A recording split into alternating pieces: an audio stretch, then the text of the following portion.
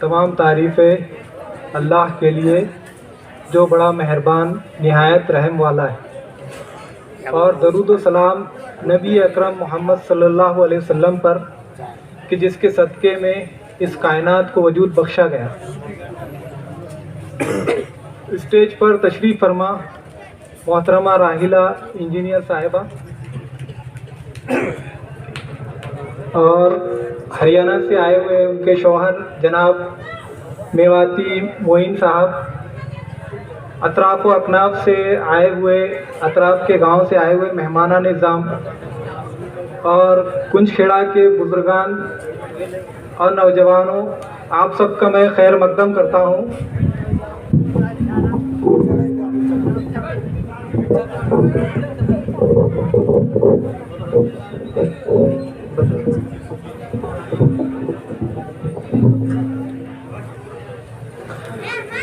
سب سے پہلے تو میں راحلہ میڈم کا شکر گزار ہوں کہ وہ اتنا میلوں کا سفر طے کر کے اور اپنا قیمتی وقت نکال کر محض میواتی قوم سے لگاؤ اور محبت کی وجہ سے ہمارے درمیان یہاں تشریف لائی ہیں، اور ہم اللہ کا احسان مند ہے کہ اللہ رب العزت نے ہم میو مسلمانوں کو ایک جگہ جمع ہونے کا موقع دیا، اور اسی طرح جس قوم میں خیر کا پہلو موجود ہوتا ہے وہ قوم اللہ تعالیٰ ان کو دین کی بنیاد پر اور آپسی محبت کی بنیاد پر جمع فرماتا ہے۔ میں زیادہ واضح بیان نہیں کرنا چاہتا کیونکہ آپ اور میں سب ہم میڈم کو سننے کے لیے آئے ہیں، لیکن چند باتیں میں آپ کے سامنے رکھوں گا کہ جو قوم اپنی تاریخ کو یاد رکھتی ہے وہ قوم کی وجود باقی رہتا ہے، اور جو قوم اپنی تاریخ کو نہیں جانتی وہ قوم ختم ہو جاتی ہے، اس کا تہذیب و تمدن ختم ہو جاتا ہے۔ آپ میواتی قوم کا ذکر 12ویں صدی سے ہے، آپ سب کو معلوم ہونا چاہیے 12ویں صدی سے مراد آج سے 800-900 سال پہلے سے ہمارا وجود ہے، اور ہم ایک دارالحکومت یا ریاست کے مالک تھے، ہمارا راج پاٹ تھا، ہمارے لوگ جو ہے تو بڑے سوچ وچار والے لوگ تھے۔ تقریباً 12ویں صدی یا 13ویں صدی کے قریب ہمارے میو بزرگان نے اسلام کو اپنا دین پسند کیا، اور ہم شکر گزار ہیں ان بزرگان دین کا کہ جنہوں نے مذہب اسلام کو پسند کیا، اور آج ہم ان کی وجہ سے اسلام پر قائم ہیں۔ میواتی قوم کا تذکرہ آپ کو کئی ہندوستان کے مایہ ناز تاریخ دانوں نے لکھا ہے، خاص کر کے ایس سنگھ کی کتاب ہے پیپل آف راجستھان، اسی طرح علی ہاشم کی ایک کتاب ہے جنہوں نے ایک کتاب لکھی ہے اولڈ نیبرز آف دہلی۔ اسی طرح برٹش کانسٹیٹیوشن آف انڈیا، جب ہندوستان کی آزادی سے پہلے برٹش گورنمنٹ تھی، اس وقت ہندوستان کی British government constitution of India کی کتاب تھی، اس میں میواتیوں کا تذکرہ ڈیٹیل میں لکھا ہوا ہے۔ میو قوم کے سب سے ہیرو سمجھے جانے والے ایک شخصیت تھی راجہ حسن خاں میواتی، جن کا دور جو ہے 1504 سے 1527 کے وقت گزرا ہے، اور میواتی قوم ہندوستان ہی نہیں بلکہ دنیا میں میواتی قوم کو الگ الگ ناموں سے جانا جاتا ہے۔ جیسا کہ میں نے بہت سارے ویڈیو میڈم کے دیکھے ہیں، میڈم کے ذریعے سے معلوم پڑا کہ میواتی قوم کو پوری دنیا میں، خاص کر راجستھان ہریانہ میں تو میو کہا جاتا ہے، لیکن یونانی میں میواتیوں کو میڈ کہا جاتا ہے، فارسی میں مد، سنسکرت میں مدر، اور انگریزی میں میڈ، اور اسی طرح لیٹن میں میوا، اس طرح سے الگ الگ لینگویج سے پوری دنیا میں میواتیوں کو جانا جاتا ہے۔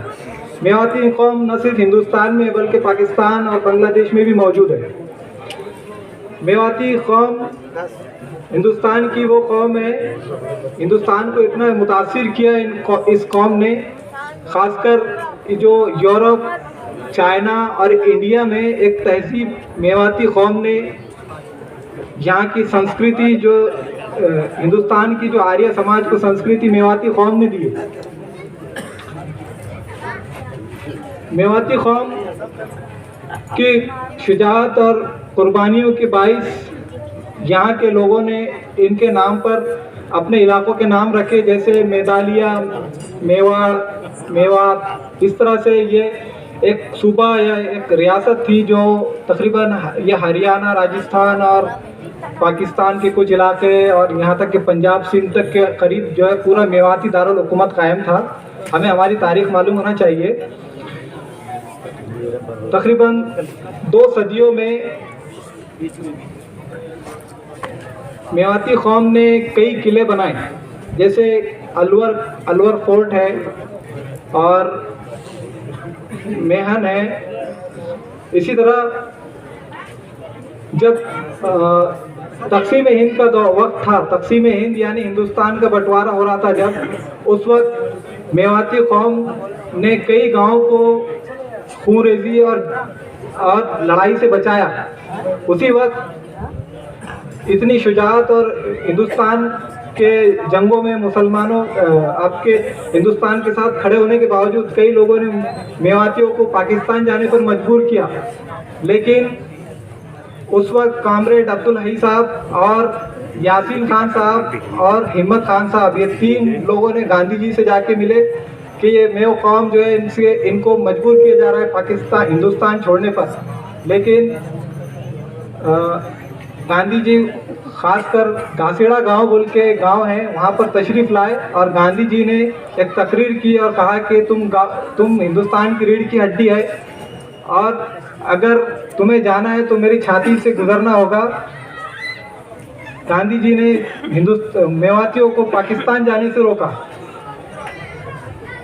تو میرا کہنے کا مقصد یہ ہے کہ میواتیوں کی ایک بڑی طویل تاریخ ہے اور ہمت اور دلیری کے یہ قوم ایسی قوم ہے جس نے ہندوستان کو آزاد بھی کرایا، ساتھ میں ایک تہذیب بھی دیا۔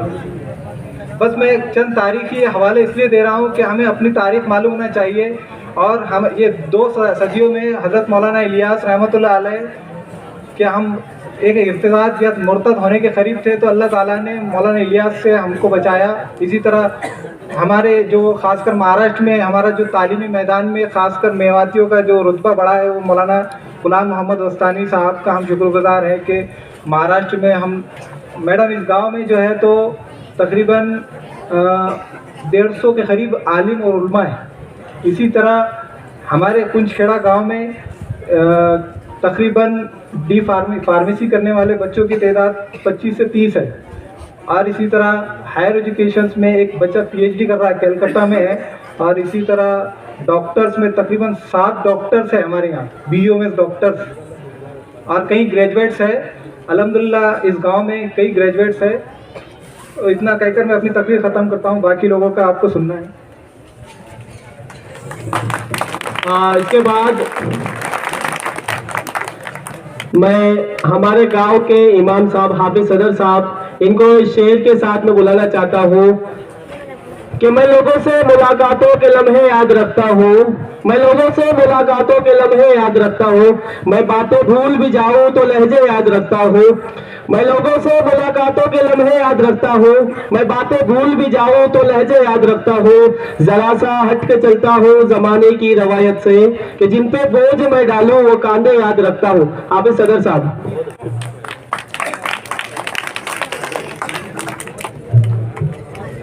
السلام علیکم ورحمۃ اللہ۔ نحمدہ و نصلی علی رسولہ الکریم، اما بعد۔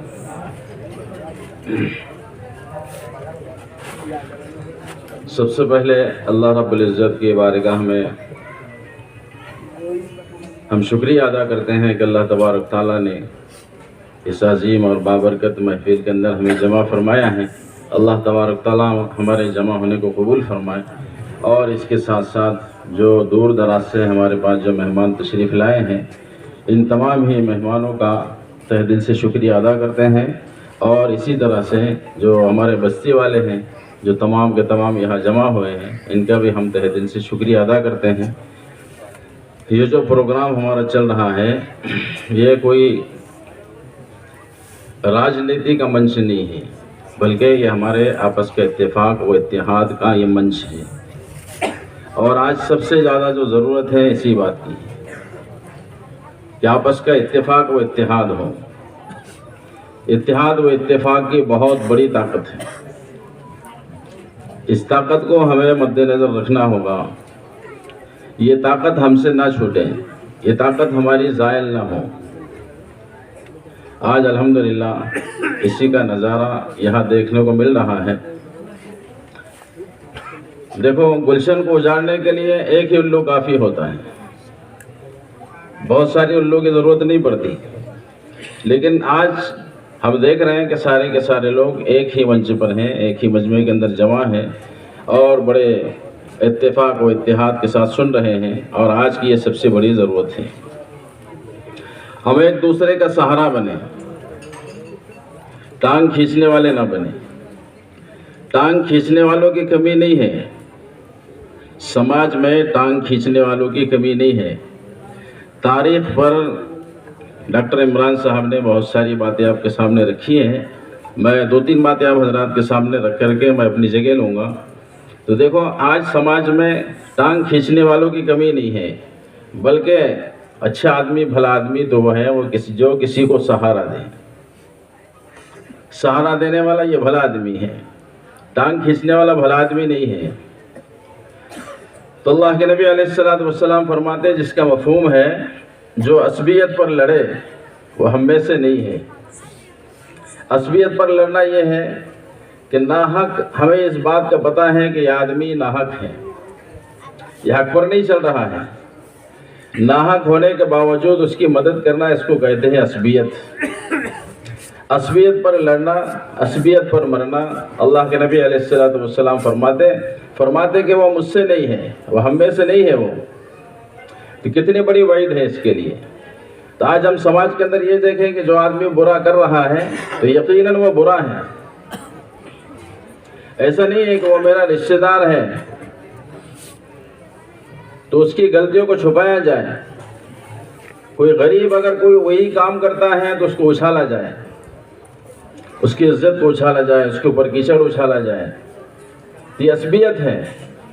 एक हदीस में अल्लाह के नबी अलैहिस्सलातु वस्सलाम ने फरमाया कि जो आदमी अपनी कौम की नाहक मदद करे, मिसाल दे के इरशाद फरमाया कि जैसे कि ऊँट कुएं के अंदर गिर जाए और उस ऊँट को दुम पकड़ करके खींचा जाए। जाहिर बात है कि इतना बड़ा ऊँट है, वो दुम पकड़ करके कैसे खींचा जाएगा, वो नामुमकिन बात है।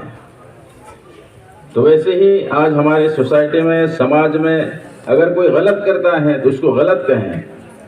ये नहीं है कि हमारे रिश्तेदार है तो इसकी पॉलिसी की जाए, कोई गरीब है तो उसकी इज्जत को उछाला जाए, उसके लिए सजाएं मुकर्रर की जाए, उसके लिए दंड रखा जाए। बड़ा आदमी करे तो उसके लिए कुछ नहीं, बल्कि हमारे लिए तो यकसा कानून हो। एक हमारे पड़ोस के मुल्क की मैं एक इंटरव्यू सुन रहा था, तो वो जो अपना लीडर जो वो तय करते हैं, उससे पूछा गया कि भाई आप अपना लीडर कैसे तय करते हैं? तो उन्होंने कहा कि हम अपना लीडर ऐसे आदमी को तय करते हैं जो हर जगह हक बात कहने वाला, हर जगह सच बात कहने वाला, ऐसा लीडर हम अपना चुनते हैं। हर जगह, चाहे वो रिश्तेदारी हो चाहे ना हो, चाहे सामने वाला माल वाला हो चाहे गरीब हो, हर जगह हक बात कहने वाला यही हमारा लीडर है। हर जगह पॉलिसी करने वाला ये हमारा लीडर नहीं है, ये हमारा बड़ा नहीं है। हमारा बड़ा तो वो है जो हर जगह हक बात कहता हो, हर जगह हक के साथ फैसला करता हो। इसलिए आज हमारे इस मंच से हमें इस बात की ज़रूरत है कि हम अपना लीडर और अपना रहबर, अपना कायद, हम ऐसे लोगों को बनाएं जो हमेशा हर जगह हक बात कहने वाले हों, पॉलिसी करने वाले नहीं। इनकी लाइफ भी कम है पॉलिसी करने वालों की। इसलिए हक बात कहने वाला ये हमारा लीडर, ये हमारा कायद, ये हमारा रहनुमा। इसलिए आज जो हमारे समाज के अंदर सबसे जो बड़ी ज़रूरत है वो उलूम और फ़नून, इन चीज़ों की तरफ हमें बढ़ने की ज़रूरत है। आज मैं ये कहता हूँ कि आज इतना बड़ा मजमा यहाँ बैठा है, इस मजमे के अंदर आधे लोग तहज्जुद की नमाज के पाबंद बन जाए। 2, 4, 5, 10 की नहीं बात कर रहा हूँ, आधे से ज़्यादा तबका अगर तहज्जुद की नमाज पढ़ने वाला बन जाए, दुआएं करने वाला बन जाए। लेकिन आज फिर भी हम मैदान के अंदर निकल करके कामयाब नहीं हो सकते हैं। हमें हर फील्ड में अपना आदमी उतारना पड़ेगा। डॉक्टर के फील्ड में उतारना पड़ेगा, इंजीनियर के फील्ड में उतारना पड़ेगा, साइंस के फील्ड में उतारना पड़ेगा, हमें खेल के मैदान में उतारना पड़ेगा, हमें लड़ाई के मैदान में उतारना पड़ेगा। हर जगह पर हमें अपना आदमी उतारना पड़ेगा। अगर इस चीज़ को देखना है तो अल्लाह के नबी अलैहिस्सलाम के ज़माने को देखो कि अल्लाह के नबी सल्लल्लाहु अलैहि वसल्लम के ज़माने के अंदर आप बारहा सुनते हैं कि रात रात सजदे करने वाले, रात रात इबादत करने वाले थे। लेकिन वही मैदान जिहाद के अंदर दिन में मुसल्ले के पीठ पर, रात में मुसल्ले के पीठ पर और दिन में मैदान जिहाद में, जितने उनके अंदर सलाहियतें थी, ये सारी सलाहियतें थी। कोई इल्म पढ़ने वाला था, कोई हुनर का सीखने वाला था, ये सारी चीज़ें हमें करनी पड़ेगी। आज जैसा कि डॉक्टर साहब ने बताया कि जो हमारे इस मुल्क के पिता हैं, उन्होंने ये कहा कि मेवाती जैसे बहादुर कौम अगर सारे लोग बन जाएं तो 24 घंटे में नहीं लगेंगे इस मुल्क को आज़ाद करने के लिए। लेकिन आज के हालात को अगर उठा करके देखेंगे आपको पता चलेगा कि आज का हमारा नौजवान ऐसी चीज़ों के अंदर मशगूल है, न उससे कोई दिमागी फ़ायदा है कि उससे दिमाग उसका बढ़े, न उससे कोई उसकी क़ुव्वत बढ़े, न उसकी कोई सलाहियत बढ़े। तो पबजी गेम है, कैरम है और पता नहीं कौन सी चीज़ें हैं। ये बहादुरी की चीज़ें नहीं है, हमारे बहादुरी की मिसाल है। ये पबजी गेम खेल करके हम बहादुर बनने वाले नहीं हैं, बल्कि ये चीज़ तो हमें सुसाइड की तरफ ले जाएगी, आत्महत्या की तरफ ले जाएगी, या हमें नुकसान पहुंचाएगी। इसलिए आपसे दरख्वास्त है कि बहादुर बनना चाहते हैं तो हुनर सीखो, बहादुरी सीखो। ये चीज़ें नहीं है कि हम कुछ भी सीख रहे हैं और उसके अंदर अपना टाइम पास कर रहे हैं। तो हमारे समाज से बुराई ख़त्म करने का सबसे आसान तरीका ये है, हर ख़ानदान वाला, हर कबीले वाला, हर घर वाला अपने अपने बच्चों की, अपने अपने नौजवानों की निगरानी करे। अल्लाह से दुआ है कि अल्लाह तबारक तआला जो कुछ कहा गया सुना गया, इन तमाम बातों पर अमल की तौफीक अता फरमाए। हाँ, इसके बाद मैं हमारे गांव के सरपंच इनको एक शेर के साथ बुलाना चाहता हूँ कि भाई अपनी बात रखें। हम कहाँ कब किसी के असर में रहे, हम तो चुभते सभी की नजर में रहे। हम कहाँ कब किसी के असर में रहे, हम तो चुभते सभी की नजर में रहे। ये समझ कर के जालिम पिघल जाएगा, हम तरन्नुम में मातम बनाते रहे। सरपंच रो पठान। अस्सलाम वालेकुम। यहाँ पर आए हुए हमारे नाने गांव के मेहमान और बमनी गराड़े से कुछ लोग आए हैं, रीठी से कुछ लोग आए हैं, मैं उन सब का शुक्रिया अदा करता हूँ। और यहाँ पर आए हुए जिनके लिए प्रोग्राम रखा गया है, हमारे जिनको आयरन लेडी ऑफ मेवात कहा जाता है और जिनके ज़रिए से हमको मेवात की हिस्ट्री पता चली, मेवात की पहचान, मेवात का आईना उन्होंने दिखाने की कोशिश की हमें, और जिन्होंने तालीम के मैदान में भी काफ़ी कुछ हमारी कौम के लिए किया है। और मैं इसी तरह से उनका बहुत बहुत शुक्रिया अदा करता हूं कि इतनी ठंड का मौसम होने के बाद भी वो अपनी कौम के लोगों से मिलने के लिए आए हैं। मैं उनका बहुत बहुत शुक्रिया अदा करता हूं। और इसी के साथ उनके शोहर मोइन खान साहब मेवाती, ये हर कदम पर उनका साथ देते हैं और वो भी हमारी कौम की खिदमत में पीछे नहीं है, उनका भी मैं शुक्रिया अदा करता हूं। हमारी भी एक कोशिश है कि हम भी मेवात जाएं और अपनी कौम के लोगों से मिले, अपने बुजुर्गों से मिले। पीछे हमारे गांव, हमारे इलाके से एक टीम गई और उन्होंने वहाँ से सोशल मीडिया पर कुछ फ़ोटो वीडियो डाले, तो हमें भी कुछ कारण से हम नहीं जा सके, लेकिन हमने जब वो फ़ोटो वीडियो देखे तो हमें भी ऐसा लगा कि हमें वहाँ पर जाना चाहिए।